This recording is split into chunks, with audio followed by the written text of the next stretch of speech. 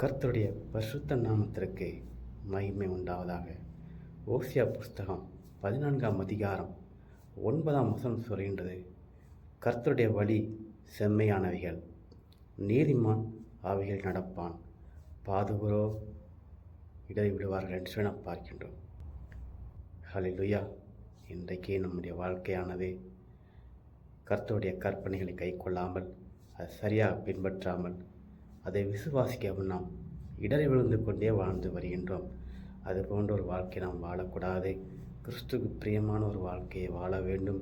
நாம் திரும்ப திரும்ப நம்முடைய தியானத்தில் சொல்கின்ற ஒரு காரியம், அவருடைய வேதத்தில் பிரியமாக இருங்கள், அவர் தியானத்திலே பிரியமாக இருங்கள், ஜெபத்திலே உறுதியாக இருங்கள், ஐக்கிய கூடுகளை உறுதியாக இருங்கள், ஆலய கூடுகளை உறுதியாக இருங்கள்.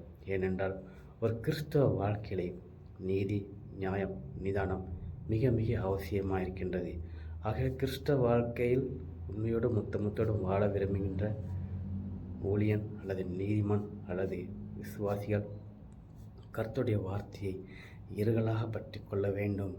அவர் வார்த்தையை உள்வாங்கி அதுமாதிரி நடக்க நம்மை நாமே பிரயாசப்பட வேண்டும். அது மாத்திரமல்ல, அவருடைய வேதத்திலே இரவும் பகலும் தியானமாக இருக்கின்ற மனுஷன் பாக்கியவான் என்று சொல்லி வேதம் சுட்டி காட்டுகின்றது. அந்த அனுபவம், அந்த விசுவாசம், அந்த நம்பிக்கை நமக்குள்ள வர வேண்டும். கர்த்தருடைய வேதத்தில் அநேக பொக்கிஷங்கள் உண்டு, ஆசீர்வாதங்கள் உண்டு, விடுதலை உண்டு, ரட்சிப்பு உண்டு, அதிசயம், அற்புதம் அளவில்லாமல் காணப்படுகின்றது. இன்னைக்கு ஆண்டவர் சொல்கின்றார், கர்த்தருடைய வழி செம்மையான வழி.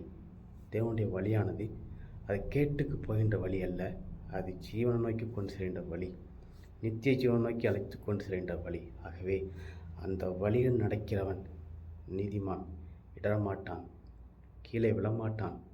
அவனுடைய பாதை லக்கு ஜெயமாய் காணப்படும் சந்தேகமில்லை. அது மாறாக அந்த செம்மையான வழியை அறியாதவர்கள் விழுந்து போவார்கள்.